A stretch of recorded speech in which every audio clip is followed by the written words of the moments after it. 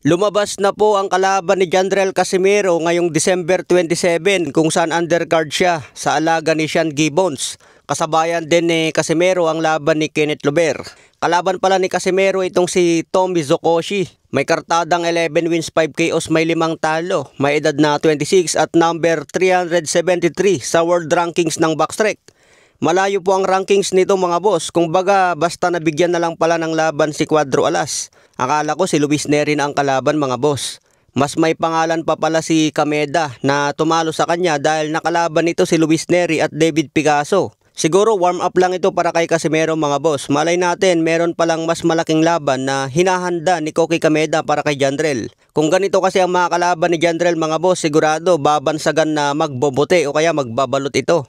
Sinasabi pa naman na umiiwas daw si Naoya Inoue sa malalakas na kalaban kaya pinipili na lang niya yung may hina.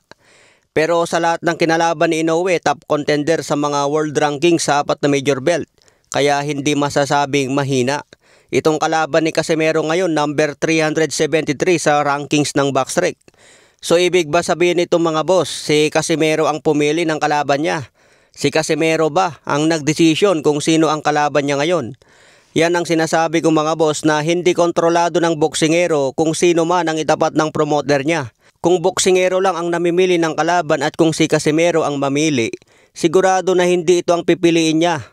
Mas pipiliin pa ni Casimero itong si Luis Neri, sigurado yan. So ang tanong ngayon, may magagawa ba si Casimero na ipilit ang gusto niyang laban?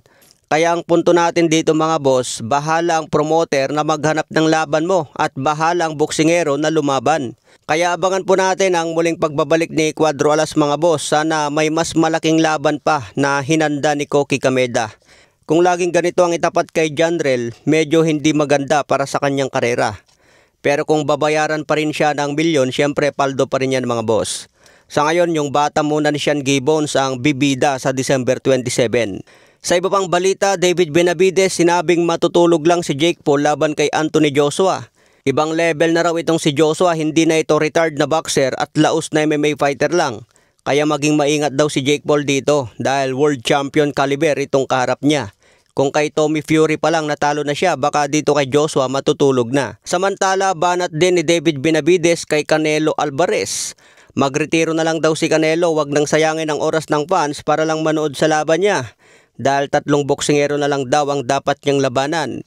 Palagan si David Benavides, Dimitri Bivol at Arthur Beterbiev.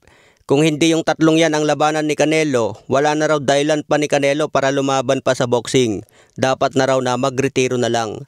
Ano sa tingin nyo mga boss, dapat na ba na magretiro si Canelo sa kanyang edad?